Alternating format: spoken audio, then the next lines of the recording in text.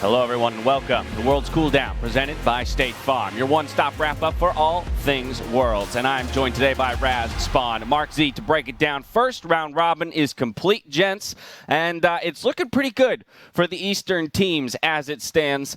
Raz, what's your take here 4 days into the group stage? I'm loving the LPL side of things. LPL, LCK, big thumbs up. It's one of those things where the play-in stage definitely shook up and gave us an unfair expectation of wild performances, and then the group stage came in looking like this. Yeah, there you have it. The current results through the first round robin. Only a few undefeated teams remain. Looking over there in Group B and Group D, Dawan Gaming versus Top Esports. An expected result, to say the least. The two more interesting groups in terms of their closeness, of course, Group A, Group C, with G2 and Suning top in their group 2-1 each. Fnatic, Gen.G 2-1 as well. Mark? Yeah, I think even though there hasn't been a ton of upsets, the games have been really, really good. G2 versus Suning is going to go back and forth, I think, on who's going to get out of that group. And Group C is still all completely up in the air. That's what we were saying heading into the week after a single round robin. Not much has changed, except we know it's probably not TSM.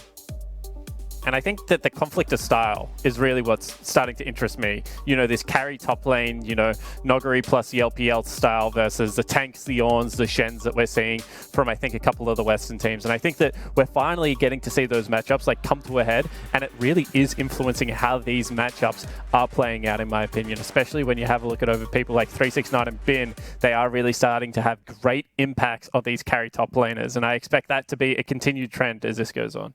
You know what I'm going to do?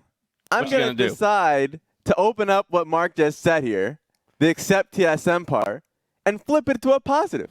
I'm going to talk about the positive aspect of, yep, we did say that the Group C was going to be competitive. We said that that one's going to be a big question mark, and I for sure thought it was just going to be 100% Gen.G. Just slap them up at first place, and then maybe it's going to be a Fnatic. I thought it was going to be a TSM. I was really down on LGD after plans, and then LGD ramping up, Gen.G ramping down.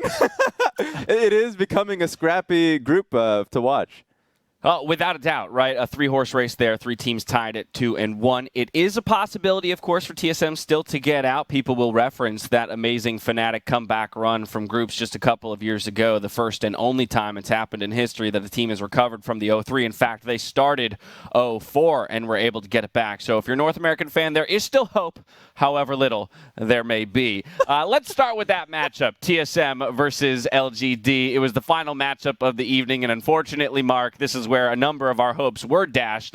Although I will say I at least appreciated the switch up here in style for TSM, going with the LeBlanc for Bjergsen, trying to give him that agency to carry. Yeah, all things considered, it's a different look, but one that we have seen before. The LeBlanc Shen had been used on and off in North America to great success, and this was a game where it could have worked. I actually don't hate it, but it just started off on the wrong foot so horribly down the bot lane with Doublelift getting 2v2 killed at level 1. After losing Flash, it was devastating. TSM did have some moments to fight back. They did find some kills. LeBlanc did make some plays. They found some pickoffs on LGD, who aren't always the cleanest in their mid game, but it never really felt like LGD was in danger of losing this game outside of a few spare deaths. Raz? Yeah, for me, I think TSM were trying to be aggressive, and the fact that I really appreciated how aggressive Spica was playing this, but when they were looking for plays topside, they were just losing a lot of waves through mid. And that was the real heartbreaker for at least Bjergsen, because this composition is up to Bjergsen to play well. The Shen's going to be supporting him in fights like these, in dragon fights, for him to be trying to find angles onto the back line. But if he's the one that is actually not performing, or at least not having the resources to shape these fights, then TSM will just not have an angle. It's really hard to play it out if the LeBlanc is not ahead here.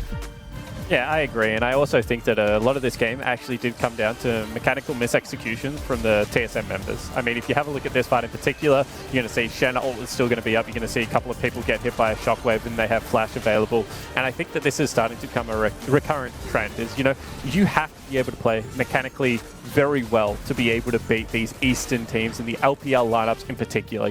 They are going to skill check you. It will at some point come down to micro. And I saw TSM go for these aggressive plays, but every now and again, it would just bite them in the bum. They would die for it. They wouldn't be able to execute to the degree that they should have been able to be able to have a superior advantage coming off the back end of it. And that's why things like creep waves start to stack up, right? If you only kill one person on a 5-person turret dive, the creep waves you lose is worth more gold and more experience. Whereas if you kill all 3 of them, maybe it comes out a little bit differently. Don't get me started on that play. Let's talk about LGD, though. I mean, I like the fact that... I want to hear about it, Mark. Let's hear about it. I mean, Peanut finally performed on something else. They've forced him off Kindred, shows up on the Lilia, had a pretty great game. GA playing the Orianna as well, a little less aggressive than like his Echo games, and I think showing a slightly different style. And I also think that, you know, Mark and Kramer had a pretty good game, all things considered.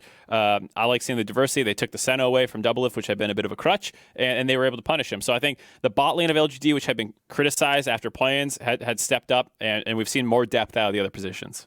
Largely a 3-horse race at this point, although, again, we did cite that Fnatic comeback run from a couple years ago, so the possibility still remains for TSM. But I just want to get your general thoughts here on how this group might shake out with this first round robin in the books. Raz, which 2 teams are the ones that you're getting the sense here are going to make the final push to get out?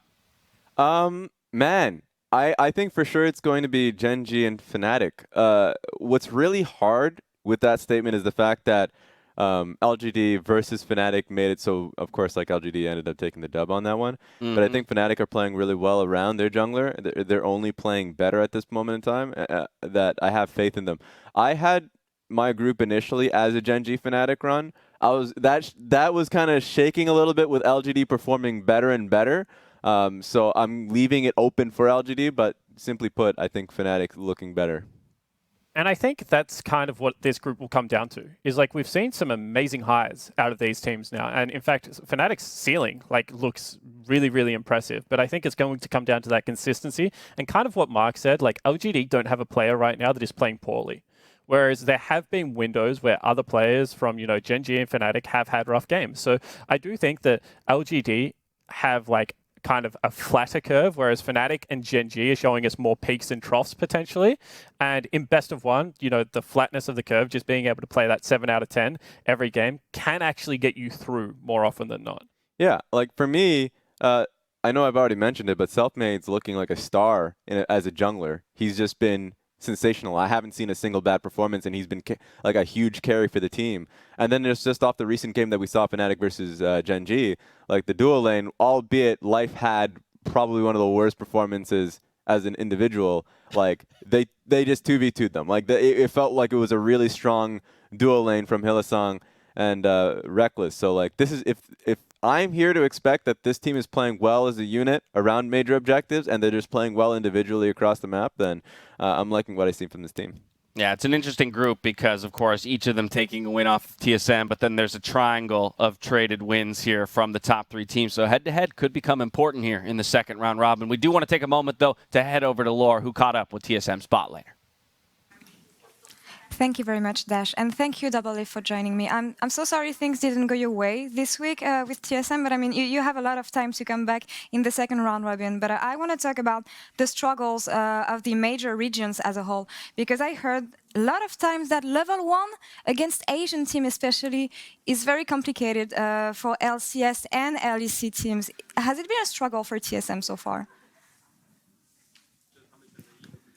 Yeah, I would say the first game that we played against Fnatic, that really insane level 1 against us, that put us on the back foot pretty hard. And then against Fnatic, against Gen.G, it was more normal actually. I think Korean teams actually don't particularly have as much aggressive level 1s as some of the other teams. I think EU is actually pretty creative as far as level 1s go in LPL teams. So yeah, actually this game level 1 kind of had an oopsie in bot lane, but other than that, it was pretty normal. And I think like for us, we actually have a pretty big weakness when it comes to level 1, so we've been trying to work on that throughout the tournament.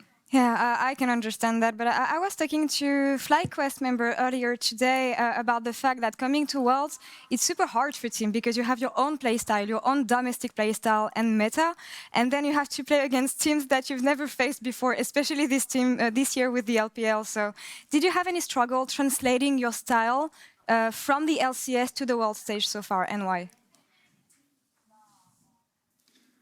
I mean, it's not really as much our style as just like gameplay, like just pure gameplay, because it really just comes down to execution. I feel like a lot of styles can work. For example, you know, some teams play through bots, some teams play heavily through top. I think like for the most part, Worlds teams would say that it's a really top-focused meta, and that's exactly what we have been playing through like the entire LCS split that got us success, especially in playoffs. Like we're smashing every team topside, and then when we come to Worlds, like just absolute reality. I'm not like trying to smack talk my top laner. I think BB's great. It's just it's not as easy. It doesn't happen as often that like we just automatically win the game topside because we have like an OP top jungle combo that can dive at level 3 or something like that. So yeah, I mean, I think teams struggle because they come here and it doesn't really matter what style you have. Like if you're like a TL or FlyQuest where you want to scale for late game, it doesn't matter if you want to play through like top, mid, or jungle, or sorry, bot lane. It really just comes down to like how good you are at executing. And then, you know, at the end of Worlds, you would just say like, oh wow, the meta was obviously like X, Y, and Z because like the best team in the world played that way. But yeah, I mean, truthfully, we're just losing because we're getting outplayed, and it has almost nothing to do with our style. Like we tried in scrims to play differently, and it just comes down to like pure execution. I think a team that played a certain way to get to Worlds, they're just gonna have more success playing that same way because you just have more repetitions in it, so you're just less likely to make mistakes. And it's kind of what we've been trying to do, which is just like keep our own style. You mentioned Broken Blade, but there's your jungler also. I mean, you have 2 rookies here coming at Worlds, and I want to know how can you help them, Doublelift? Because when I hear you, you sound very hopeful. I hear a lot of positive things. You know how the game is played. You know how you guys should be able to play. It's just down to execution, as you say. So what do we need to do for TSM to be successful in the second round robin when it comes to mental of the team, everything? I think we're just choking really hard. Honestly, it's just really embarrassing just how bad we've been playing on stage. Every game, I think, like our draft has been pretty good. As the game has been completely winnable. Like from a mid game standpoint, like I don't think that we're really making like absolutely terrible decisions or anything like that. I think we're just playing like unnaturally bad in fights. It just comes down to like if you watch our games, right? Like or if I'm like playing these games, I think the game is going totally fine, and then we just get blown up in one big fight, and then the gold lead is just so big that the only thing that we really can do is like bleed or take another fight. We lose the next fight, and then the game is just over. It's pretty much the story of all 3 of our games, and I mean that doesn't sound super hopeful, but I guess what I'm saying is like the nerves feels pretty rough right now.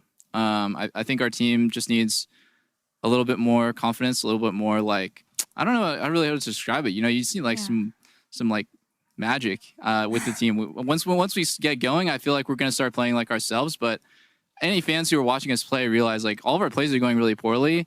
It doesn't go like super smooth, I guess, in the fights. Just like we're just getting wiped, and it's hard for us right now to judge like when we're playing in this high pressure situation. I feel like it's hard for us to judge like is the fight winning, is the fight losing? Like if it is winning, like how exactly is it winning? Like what is our like win condition within the fight? And so we're kind of all over the place. We're hitting different targets, et cetera, et cetera.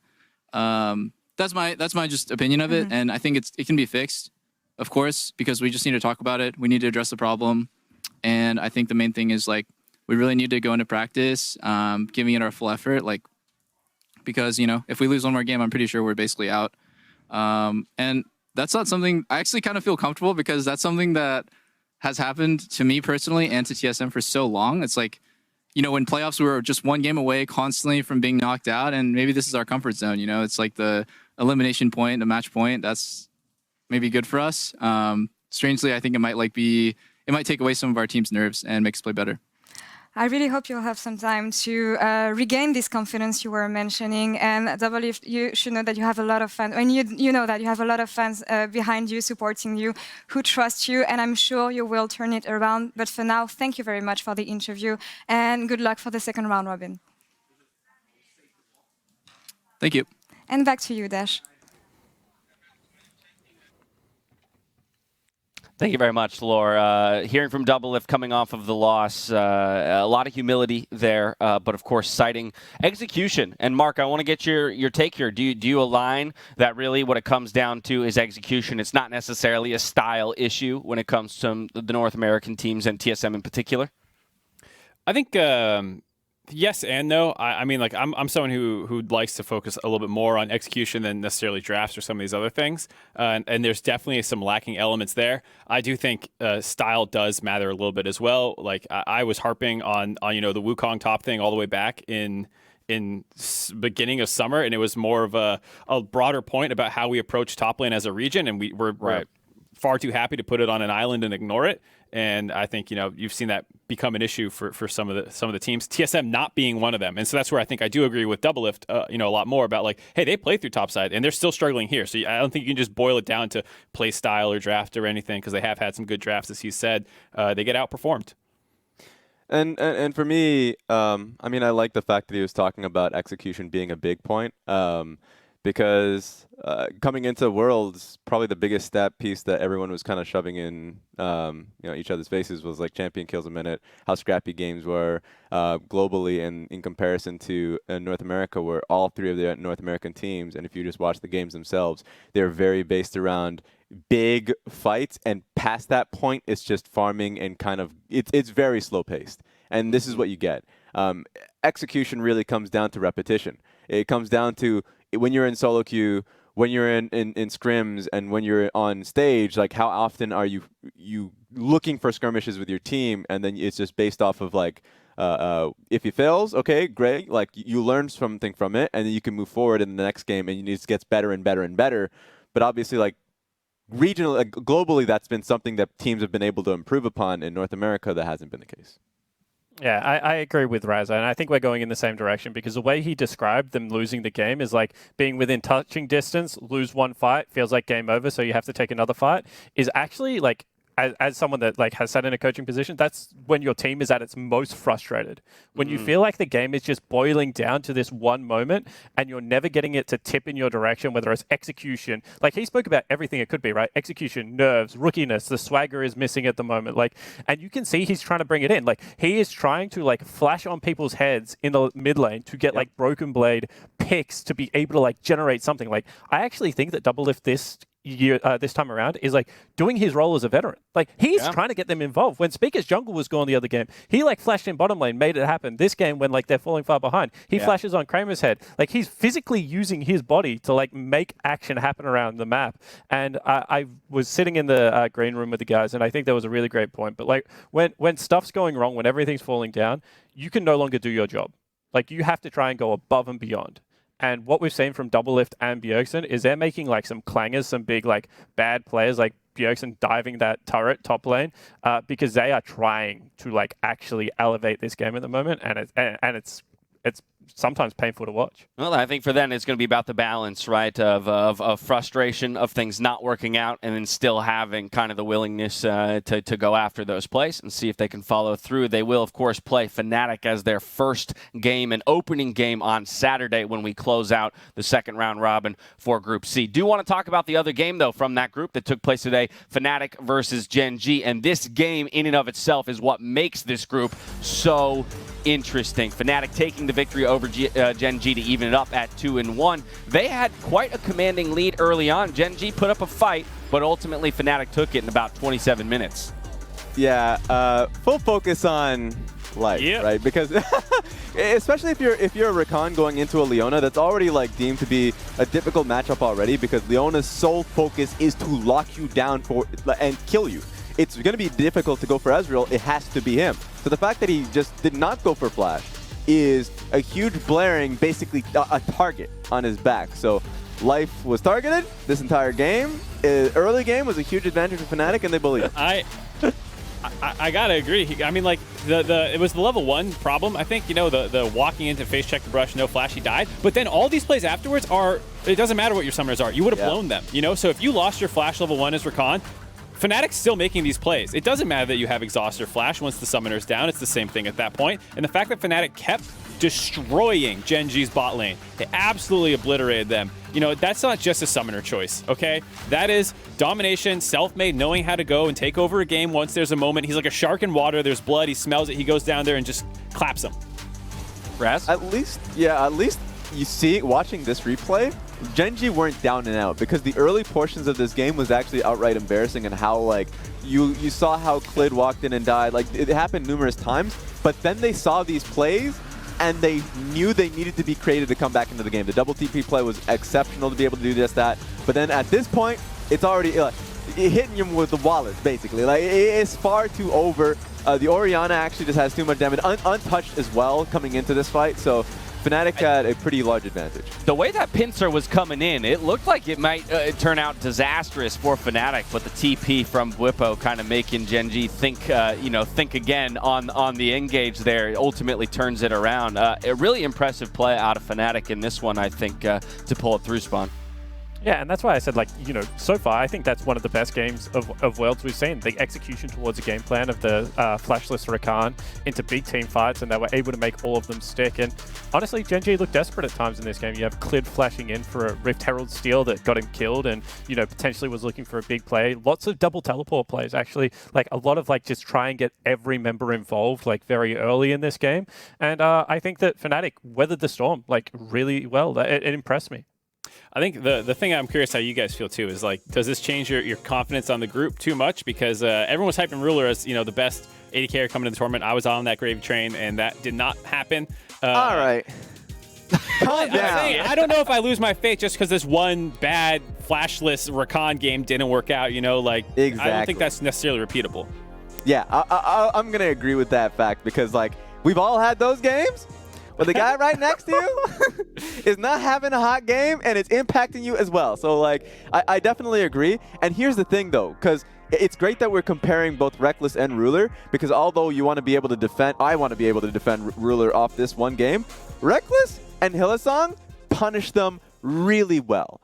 And if they're going up against other teams, you will not see that low. Like, they'll probably get away with it. We'll probably be pissed. We'll probably be in the green room talking about how, like, this Leona should be killing them and how the 2v2 should be much harder. But it is Reckless and Hylissang, much like what was said in the interview, after the game, that took advantage of it, stomped bot lane, called self-made to basically recognize that this is our target this game. So it's really uplifting if you're a Fnatic fan, because you can play through these lanes. You can play through bot lane. I know that we've seen, good games through mid as well, like in the past, so we'll certainly be able to see that happening. And for sure, you can play through self-made. You can play through your jungle. So great things coming from this team. I like the call out on the fact that Gen.G was not totally down and out within this game, even while things were going poorly in the bot lane. This is the kind of team that will take stabs at getting back into it, and in fact is the team that will snag our every second counts, made possible by the Cisco network. Down in the bot lane, double TP from Gen.G to keep this game alive. Yeah, and when you're behind, you have like one window to be able to climb your way back into the game, and Gen.G showed their world class by taking this one.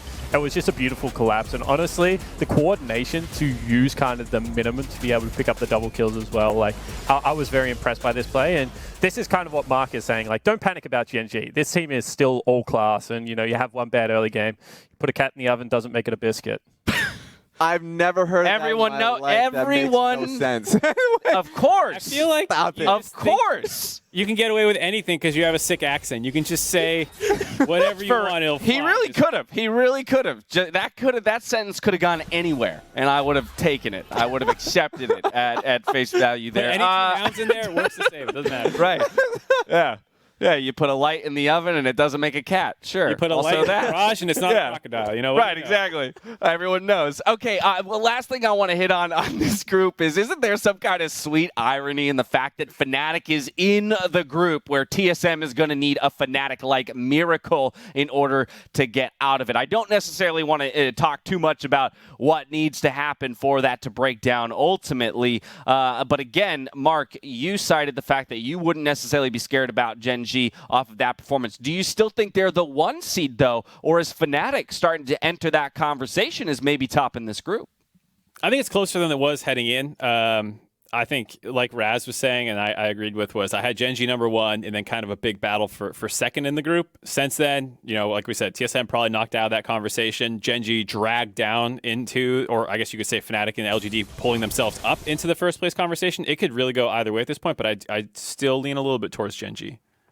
All right, there you have it. Group C, of course, takes place the second round robin. That is on Saturday, October 10th. Remember that the second round robin is very interesting in that one group plays per day. We are going to step away. On the other side, we got more Worlds Cooldown to come. See you there.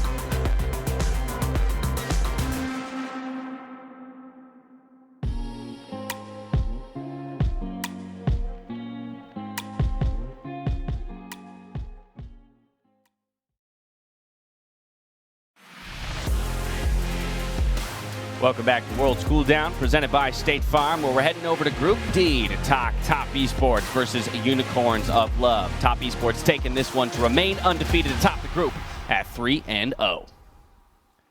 I enjoyed this game personally because we got to see what I love the most about LPL top lanes, Jax. Now, he got ganked. He actually got bullied quite a bit. But it made it worthwhile near the end of it because at the end of it, it was mostly just the enemy, or at least his team, helping him near the end of it. I like the fact that you got to see jungle, mid, coming topside. Oh, and I forgot about the Karthus AD coming in from Gadget because he's been playing. That was actually his most played AP bot lane in solo queue. So the fact that he was able to finally bring it out was very notable. Yeah, I know you like this game, Rez, because of the draft. I liked it because of the playstyle. I actually thought Unicorns did a really great job of acting like wildcard in the true sense of the word, where they just threw a lot at top early in the game. Obviously, top is one of the best teams in the world. I think you have to be incredibly active when you play this team, and they certainly shot their shot. Yeah, I think as you watch these fights roll out, you'll notice how often there's not this clean ace the way that you sometimes see in other games. Whenever a Camille, Lee Sin, Syndra, and Karthus want to kill someone, they're going to kill them. You know, short range Lucian, maybe the center they get onto, like they'll kill people in these fights. They're not going to necessarily win the fight every single time, but you can see what the comp's trying to do, and I appreciated it in how scrappy it made this game. And there were a number of skirmishes that they could have walked away with you know, a clean W. Yeah, but at the end of the day, I mean, Top is that team that is just like, they're incredibly polished. They're like, they're very good individual players, and their level of coordination, you could see, it is just kind of superior. And I think that we saw a number of actual fights, where just like with 1vx scenario, the individual members of you know, TS were just able to show their brilliance and be able to turn them. And that's the thing for me, because people looked at this game and were kind of sweating a little bit, because when you call a team the best in the tournament, or at least like top 2 in that one, sharing Dom 1, you expect cleanliness. You expect them to be far more dominant. But with Top Esports, they do this in the LPL as well, where they're just individually dominant. They are stellar players. And so when you have constant scraps, constant battles, and it may seem a little messy, you know, by the end of the fight, you'll have players like 369 that will come out ahead, Spawn. What are you looking like me? You're making a face. Yeah, what's that face about?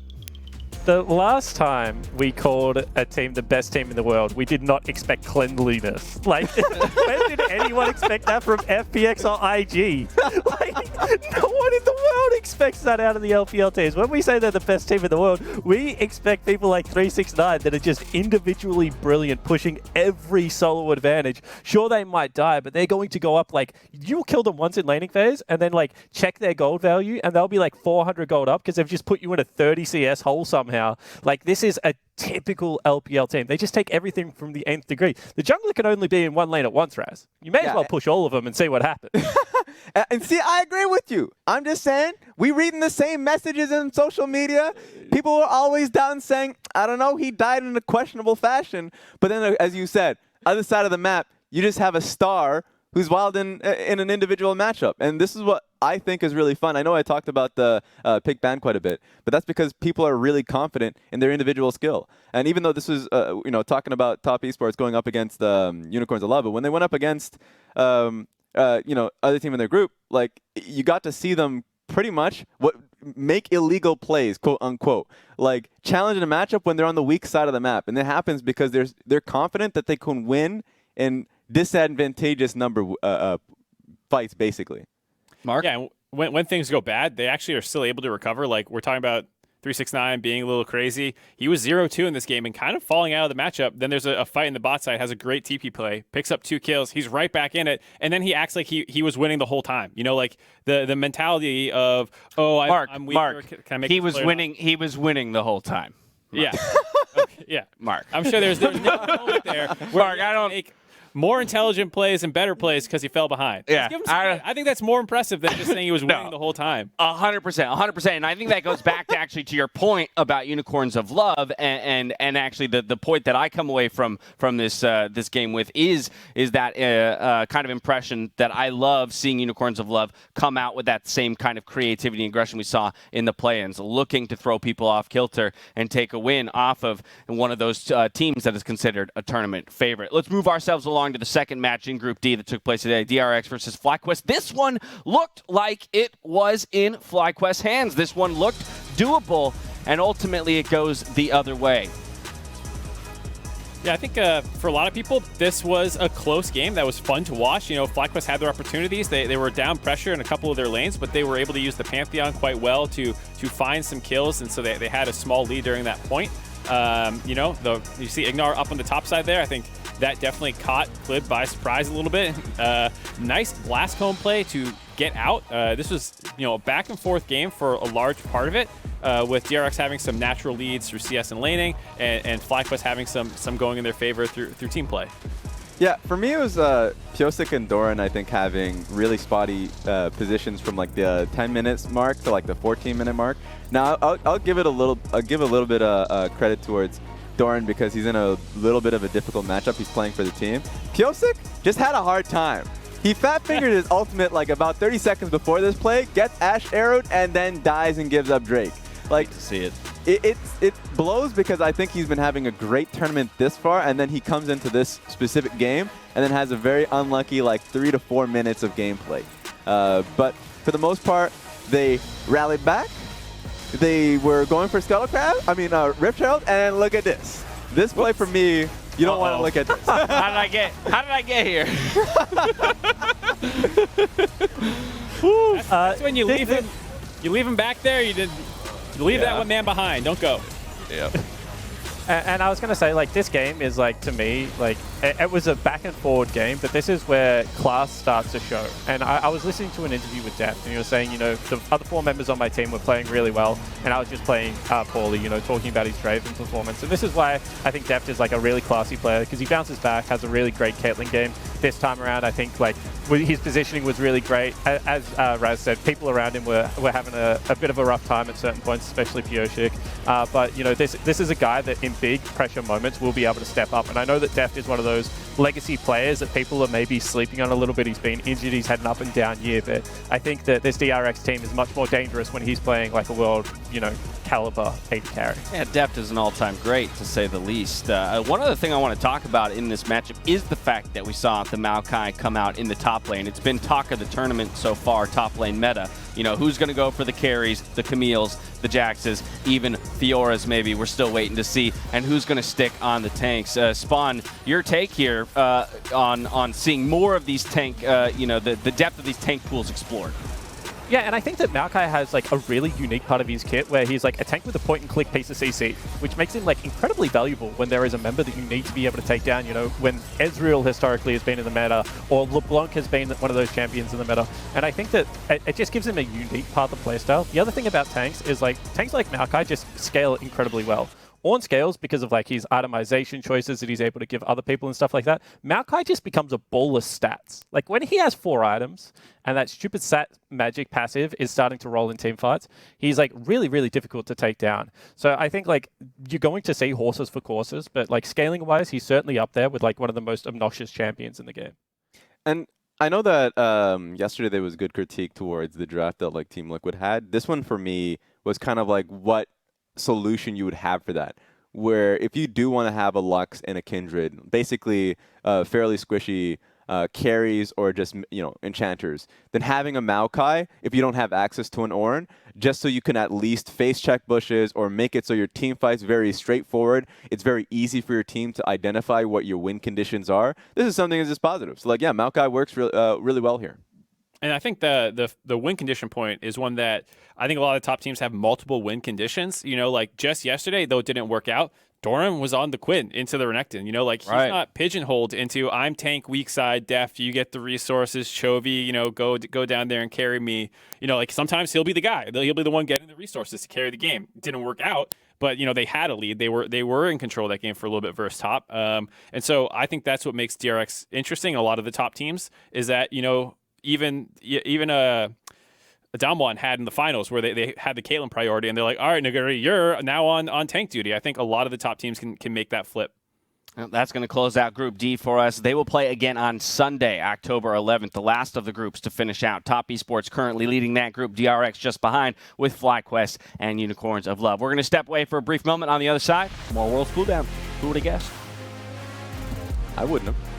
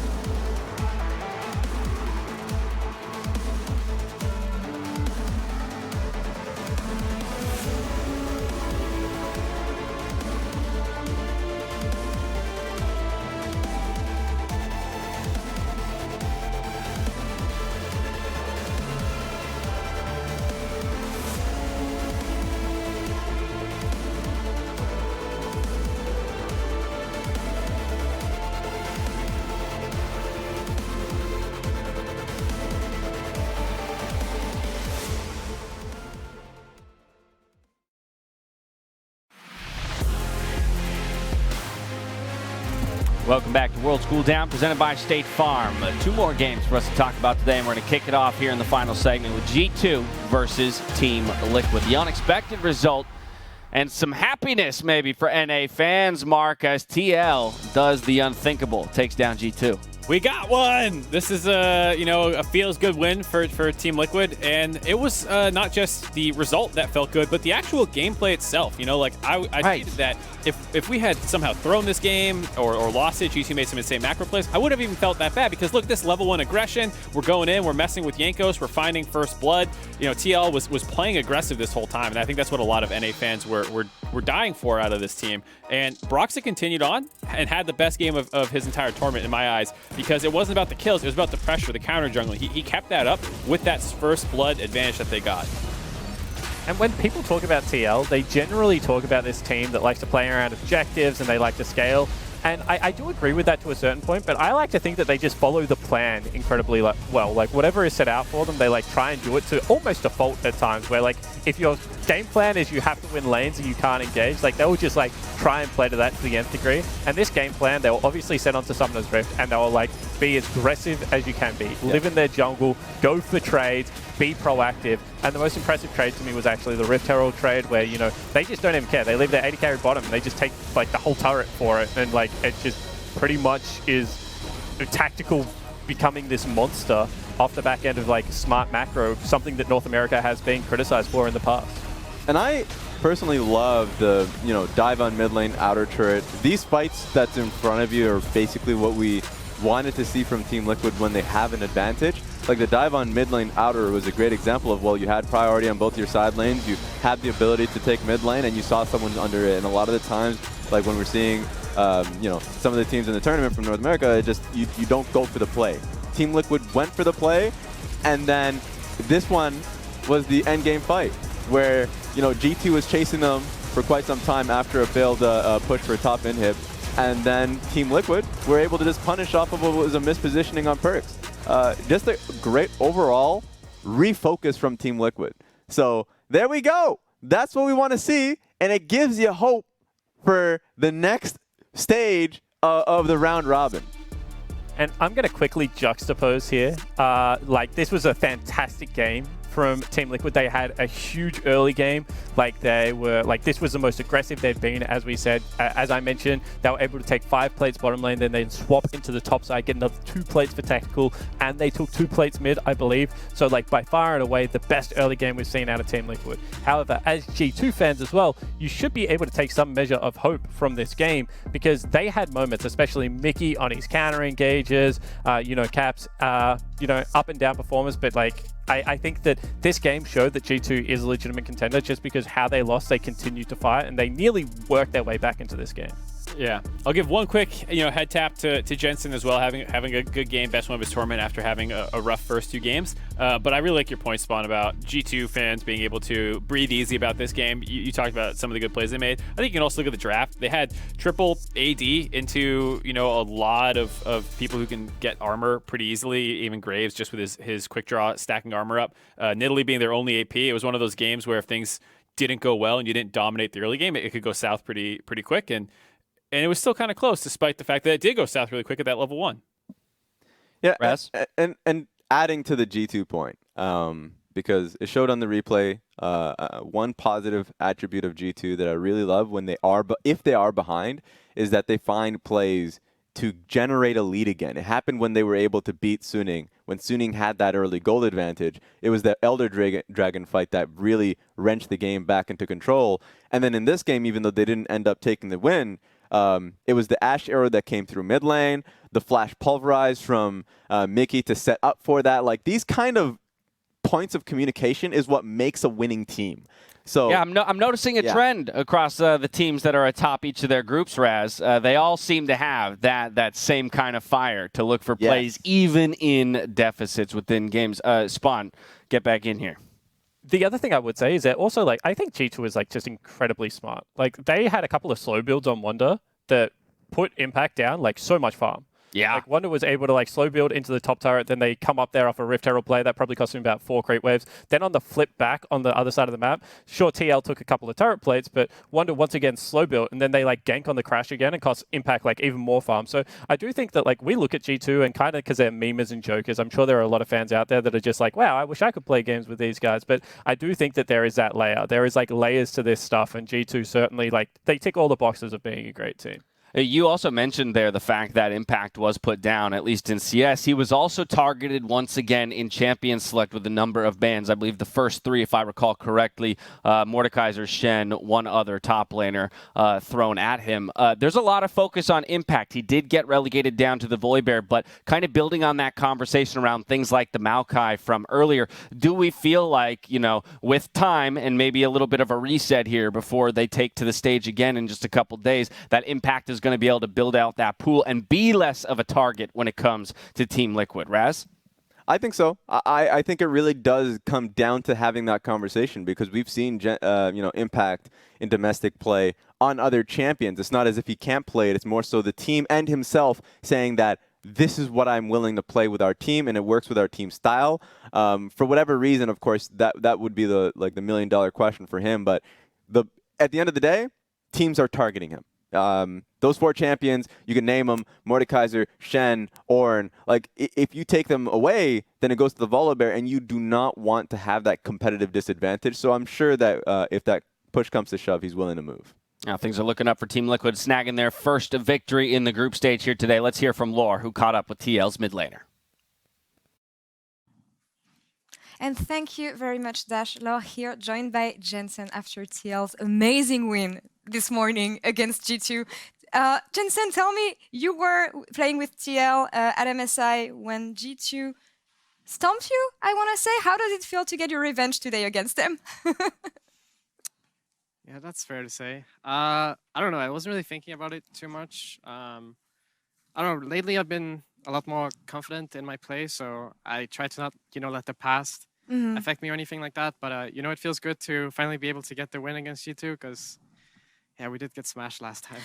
And it was also a very deserved win here, and a very needed one, because you were 0-2 this morning before playing against G2. Tell me a bit about TL's journey since you moved from playing to group stage, and what made it difficult for you to achieve victories before this one. Yeah, so I mean, in play-ins, we could kind of just get away with whatever we were doing if we were playing slow, if we were playing scaling, because no team was really able to like punish us too much. So we kind of played the first 2 games with a bit more greedy drafts, a bit more scaling, thinking it's fine, like they can't punish us. We outscaled really hard, it's fine. But, after going 0-2, we realized we have to, maybe change our priorities a bit, and also most importantly, change the way we play the game, because we were too passive, too scared. So we went into the game with the mindset that, we should be fine with trying to outplay them, trying to fight them and contesting them, because we're not as bad as we've shown. So yeah, I think this will really give us some confidence moving forward. I agree. And I mean, looking at your matchup against Caps, you are the very first successful Orianna here at Worlds group stage. Tell me about the matchup you had against him, and how was it to play against Caps again? I don't know. He didn't really do too much. So I don't know really what to think. But I mean, Caps is obviously a really great player, but yeah, he didn't really give too much resistance. I don't know.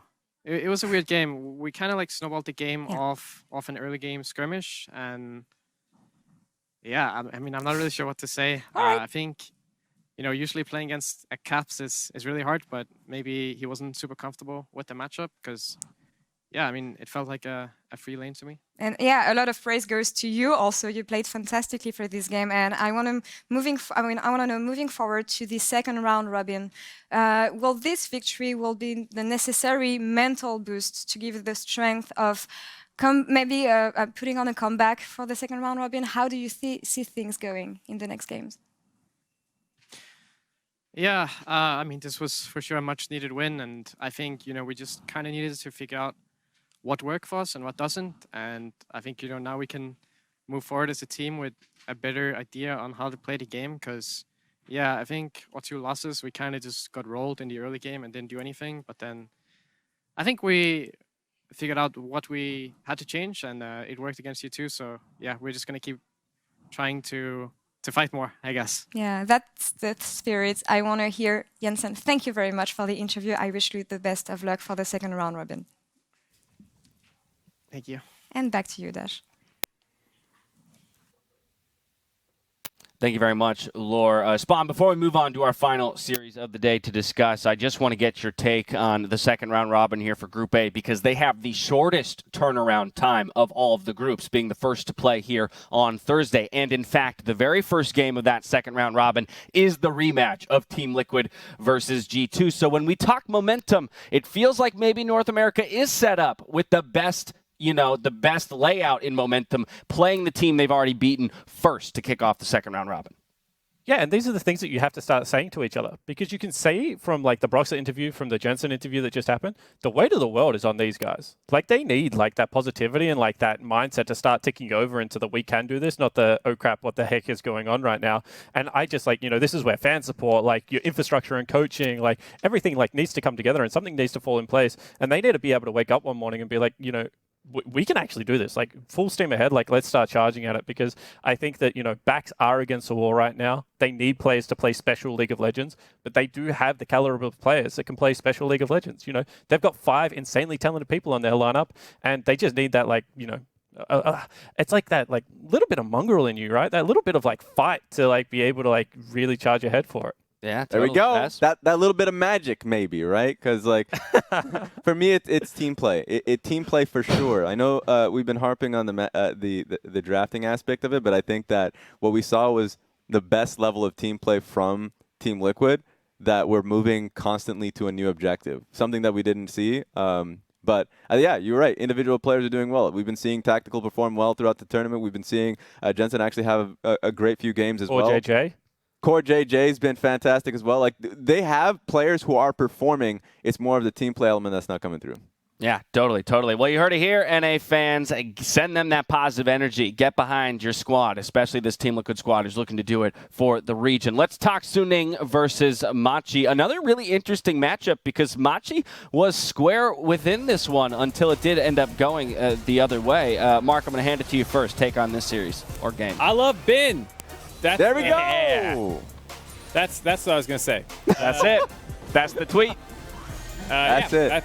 That's about sums up my thought. I mean, another LPL top lane Jackson, and this is it was a scrappy game. I think MCX showed some aggressive plays out of them, and first 10 minutes was theirs. First 10 minutes was totally theirs. This was the game. I got him backwards in my head. This was the 0-2 Jackson to the 2-2 Jacks that I got mixed up from the first time. They all blur together on these long nights. Yeah, he did have the comeback, though. He did have the comeback. He was insane in this game. Look at this play where he's almost solo killing the Jax. A TP comes in. They come in. There's the roam also with the volley bear, and he's just still forcing flashes. He almost kills the Azir, too. It's absolutely insane out of Bin. Conqueror, he's in man. that case. Yeah, for real. Yeah, it's kind of crazy that, like, when I saw the draft play out, picking Jax, I thought it was going to be into the volley bear. Then they picked Shen into him, and we're like, all right, well, it depends how much he's going to get focused, right? And he got focused. He got put down. It was more on Suning that can generate a play and add him to that play. That when they went towards the bot side of the map, that, Jax was like, all right, this is my time to shine, and they gave him those 2 kills to come right back into it. And then, once again, you have another Jax who's starting to snowball. And it was SOFM who was mad this game, Jake. He was going crazy. Yeah, and I mean, this is the thing about these LPL teams that you have to watch out for. Angel gets a solo kill. SOFM is just like so incredibly aggressive. While Gemini, who is playing the ganking jungler, is trying to make things happen on the map, SOFM is just counter jungling him, taking away all of his camps, and playing on the limit of his champion to the point where, sure, he gets caught out here, but this is what you're going to expect from SOFM, and that's the reason that he generates such a big CS differential at 15 minutes in this game, and it always puts the onus on the ganking jungler. The worst thing you can do as a tempo jungler is actually follow the ganking jungler around. You have to be able to cross-map them, you have to be able to see the path in your head, and SOFM is pretty famous for being able to do that within the LPL. Yeah, it's scary, because every single time Gemini went for a gank, as you were saying, all you had to do was pan your head towards SOFM, and you knew what he was gunning for. Like, top lane gank for the Volibear, and then instantly, you know, SOFM responds with Raptors. And then another top lane gank, well, SOFM is going straight for your entire blue side jungle creep. So, like, Gemini recognized that this was going to be the case and always felt desperate trying to get more out of it. And I would say overall, this was a great game for Suning. Even though, you know, Machi played them close and picked up a number of kills and made them work for it, every member at different points looked insane. Like, Sword Art had some disgusting Bard plays this game as well. You know, Huang Feng was great on the Ezreal. Mission, who had been the strong point for Machi, kind of got put in the trash can in laning phase a little bit by Angel, who was the criticized member of Suning coming in. So, you know, this was a bit of a statement game in terms of performance, where even though Bing got shut down, he starts popping off. Like, everyone looks so good at different points. SOFM, like, he has already hit.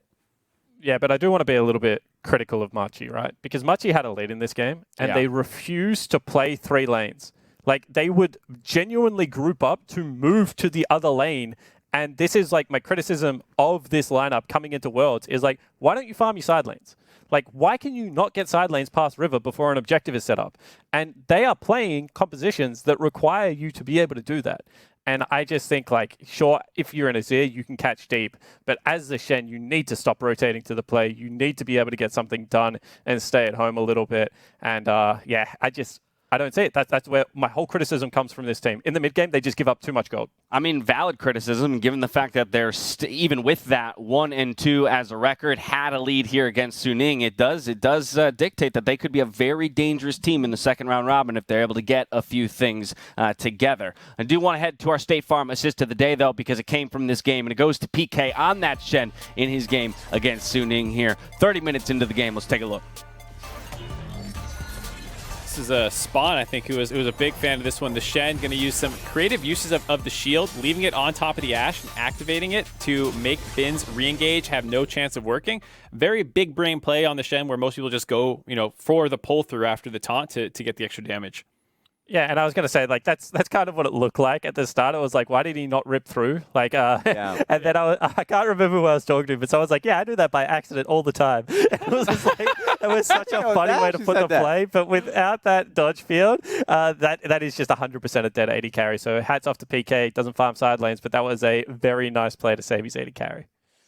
Yeah, so to say the least. Of course, Group A, as we mentioned, is the first group to come back at it only on Thursday. So all these teams only have about 48 hours to make any adjustments they want to make. But I'm very curious to see how this one plays out. It's Group A, Group C for me that I feel like still have so much shuffling to do. And in fact, maybe Group A, of all groups, the one that is the tightest with no team winless as of yet. Before we call it a day, though, let's go ahead and jump into our World's Honors, where we give a Feels Good award to those that deserve it. Raz, you're next to me, so you get to go first. There we go. For me, it's Selfmade. It has to be Selfmade because he has just been a stellar jungler for his team. And if I asked myself a question, people around me, of course, of like, who are the best junglers in the tournament so far? I heard Canyon. Mark, who you think is the best jungler right now in the tournament? I go SOFM, I think. Yeah, SOFM makes sense. Makes sense. Mm-hmm. He's pretty Selfmade. good. Skyrockets to the top for me. Like I don't know where I'd pay. I don't know where I'd place him because we have so many stellar junglers. But I have just not at the top. Okay, but like, all right, okay, Mr. Dixon. All right, fair. He walked to the top and instantly backpedaled. I'll say top 3. He goes straight to the top. Don't know where I put him, but somewhere near the... But at the end of the day, Selfmade has excellent games on carries. His Evelyn is the best in the tournament, in the world, honestly. I don't know an Evelyn that is more creative than him. His Graves, although finally taking the dub today, looked incredibly skilled. I think that he is the player to beat. If you're going up against Fnatic, you need to be able to target him because that's how they focus their plays through. That's who they funnel their resources into, and he is consistent. So right now, for sure, the best European jungler. And I would say he's the top 3 jungler right now in the world. That's really cool to hear, especially given the conversation that I think took place on the analyst desk earlier today, kind of around G2 and some of those European junglers. G2, Jankos playing more for his laners, Fnatic playing more for the jungler, which does kind of align with those LCK and LPL teams that we're looking at as tournament favorites. Makes you think that maybe Fnatic could be a bit of a dark horse in this tournament. Spawn, what about you? Where are you throwing your honors today? Yeah, I'm going to go straight with another jungler. I'm going to go with Broxah. This is a guy that is probably has the biggest microscope, like, out of any player in the West, like, put on him at the moment. And I think that he is just incredibly resilient. Like, his champion pool is getting questioned. What his role in the team is getting questioned. His early jungle pathing is getting questioned. And he came over to North America to be the solution to all of the Team Liquid problems and be able to launch this team forward. And I love the way he carries himself. He is an utmost professional. Like, I love his positivity and attitude, and I hope he can be a driving force to be able to get them back on track. He had his best game today, and I think he performed really admirably and was able to counter jungle very well. And hopefully that's the game plan going forward. You know, unlock this man, get him a little bit more aggressive. Yeah, very solid game out of him today, a leader for that squad. So hopefully that's the kind of confidence boost he needs to help them roll forward into some more victories next week. Mark, you're going to close us out with some honors. What you got?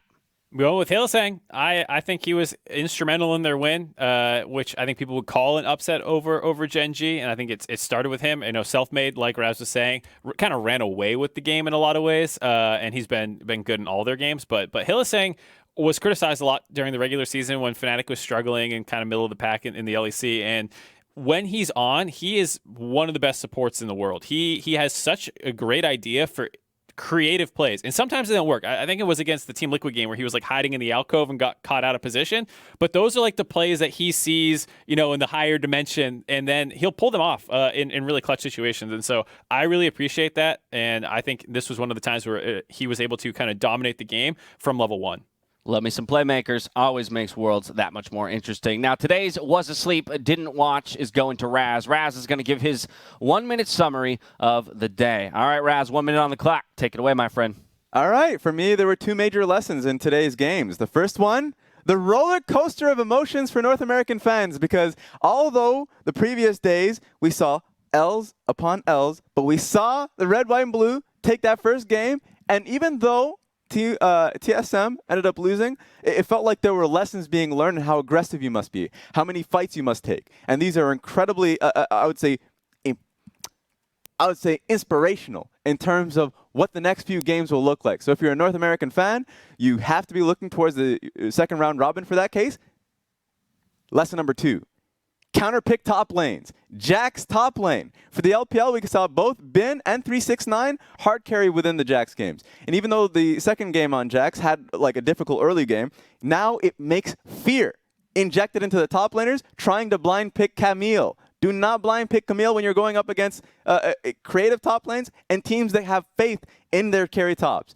And, you know, if you're picking Renekton top lane, I would also say, to round out my point, be afraid of the Quinn as well. We're on the stage of the tournament where top lane carries exist, and you must beware. I like it. We're getting some more specific takeaways. The evolution of the Was Asleep, Didn't Watch has been very intriguing to me. It also went over time. Raz just kept going.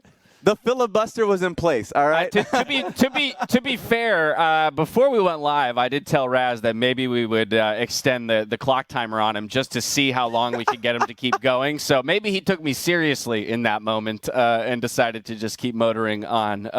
Mark, what's your kind of overview of the ups and downs, this kind of roller coaster picture that's been painted for all of group stages so far? I think it's a pretty simple roller coaster, honestly. I think it's just mostly down with this one up part. They went up, and then it just went down. And I think a roller coaster. Yeah, it's one of those interesting roller coasters that started plummeting, right? Just right out the gate. Just everything goes down, and then there's like one little bump midway through. Yeah, it's not much of the ups and downs. It's mostly downs. I don't know about you guys. That one Team Liquid game, that was a lot of up for me. That was a lot. I was riding that high, and I didn't want to get off. Oh my goodness. Let's take a look. Let's take a look at where all the regions are stacking up after the first week of groups. I think it's always interesting to kind of take a look at these things regionally. You have there the LPL teams at 9-3 as their record. LCK though, keeping it tight in that race. Win percentage there quite impressive as well at 7-2. But Spawn, overall, with the regions showing, is this as expected? Is any region overperforming, underperforming to the expectations? No, I think this is exactly where my expectations were. I actually put out a tweet before the broadcast where I was like, to me, it's like kind of LPL equals China. LPL equals Korea. Like Europe is definitely in the next tier, and then North America and PCS do seem to be a full tier below those lineups. And I think that you can fall into the trap of looking at like kind of the individual outliers within that region. Obviously, G2 trying to break through that ceiling, especially for Europe. But I think that in my head, that seems to be a fair power ranking at the moment for these regions. And for me, that just makes it so much easier to track these upsets. You know, Fnatic taking down Gen.G today. That to me was like the game of the day, just to be able to watch it unfold. You know, Team Liquid versus G2 as well. I think that Worlds is starting to heat up. It's starting to get a little bit spicy. Pick ban is opening up a lot, but regions certainly have their individual strengths. And right now, it is the Eastern region sitting at the top of the pile. Yeah, and of course, like small, detail is the fact that higher win rate is the Korean C, just because they only have 3 teams, while LPL has 4. I guess the smaller surprise for me was the fact that how the LGD were very competitive, because coming into the tournament, before plans as well, I actually had LGD coming out of the groups in second. Then I saw plans, and I'm like, oh, hold on, right? Like, I got baited too. Exactly. And so I actually placed them at 4th, and then they still had that ramp-up period. So, yeah, they're definitely going to be battling it out with the rest of the teams not named TSM for top 2. I love the call out there, Spawn, just around some of those outliers, right? While it does seem pretty clear regionally where the distinctions and those breakpoints are, I do like the call out that there may be a team or 2 within each region that is the one trying to make things a little messy and sneak into the tier above. Now, the group stage will resume Thursday when Group A qualify our first 2 quarterfinalists into that knockout stage. It starts with Team Liquid versus G2 Esports. Fantastic rematch. Cannot wait for that. And we'll close out the day with Suning versus G2. But Jensen and Mark, I'll come to you first on this one. Your impressions of Group A after the first round robin is done, and looking at that slate of games, what do you expect? Which 2 teams are the ones coming out into the knockout stage? I picked G2 and Suning. I had G2 number 1, Suning number 2. I think I might be leaning a little bit more towards Suning, pulling off an upset in some people's pre-tournament rankings, mine included. I could see Suning coming out on top here. The first matchup between G2 and Suning was super close, though. It was very back and forth. And that's why I'm excited to see it as the last game of the day, when it feels like that will be the big decider of who's getting out in spot 1. All right, the 1-2 decider. Spawn, Raz, do you guys align with that 1-2 call, or is anything making you, change your opinion, flip the script? Coming into this one, I thought Suning number 1 and G2 number 2. G2 ended up taking that game. It was the best game of the tournament so far. But I actually kind of got more confidence off that one, because Suning had a major lead for a good portion of that game before the Elder Dragon fight. And of course, G2 dropping the game versus TL makes it a little easier. So I would still have Suning come out as first, but I do think that all it would take is for Jankos to have a great game and the rest to be consistent to actually tip that over. Well, Spawn, you're the prediction tiebreak then here. Yeah, I look towards mid lane. I just think G2 have a distinct advantage there, right? So I'll put G2 first in that group, Suning second. I think Team Liquid will be able to pick up the win versus Machi, and they'll probably grab themselves the 3rd place, and then Machi will be down the bottom. Well, again, Group A will kick us off on Thursday. Each of the other groups following in order. Group B, then C, then D over the successive days. Now, as we go dark between play, why don't we take a look at the highlights of Groups Round 1, presented by Axe. So for myself, the casters, the remote broadcast crews from all around the world, thank you so much for watching, and we'll see you in just 24 hours for more Worlds. Hello and welcome to the opening game of the Worlds 2020 group stage. Worlds group stage is where hope still lives. LEC makes their group stage debut as Rogue takes on PSG Talent. Alpha Ultimate on the side of Rogue, so there it is. Flash in for 3, how about the re-engage? And Rogue have shown up to Worlds to dominate the competition. PSG is behind you. You have a mountain ahead with JDG and Damwon. That's Zoom dead, Loken dead, Lamau dead. Who's next? And Suning with a beautiful counter-attack. Arrows through the hearts of every single samurai in the fight. Cap coming in with the ulti. Gold card goes out. Huanfeng goes down. Sword Art is Cap's getting TP. Cap, they're into the top lane of the base. It's Perks, baby. Knock, knock. Open the hell up. The Nexus is the target. Luning's advance is resisted. G2 has persisted. Here comes the flank. Lower HP. Here comes PK. There's your Ornhorn, but he's not going to find the second half. Jensen in the ground. 37 minutes in, Machi takes the win. Will stop it used on Langxing from Whipper from the side. Nemesis trying to do what he can. The hook goes down onto Mark. But here comes GA, and there go Fnatic. LGD on the hunt, and it's a triple for GA. 40 seconds to Infernal. And now Hanabi wants to get under the tower. Slicing Maelstrom comes down, Protobell pops forward. Hanabi steps further backwards, trying to slow him, trying to enlist the help of the tower. The minions, the army, and it's not going to be enough. Noguri gets the kill. Noguri, he's waiting the whole time. Going to timeout, and here comes Noguri. Double kill for Showmaker. Noguri is going to use the exhaust onto River. He finds himself another, turns to Hanabi, and it's Showmaker that closes out the ace. Tough fight in the beginning, but Damwon in the first round robin undefeated. Somehow, how the heck did that work? You got Sleeps laid upon Sleeps, as that's going to be a gap close from Vander. As there's the flash forward, the slice, the dice spin going to be taken down. It's a double kill to get Santos into position. And Igna, he's going to go golden. There's the Dawning Shadow to try and deny the bullet time as the Baron is so incredibly low. Oh, the snipe from Nomans! Santos is very low as well, and the Orianna has been taken out of this fight. Oh my god, the Scatterwing set towards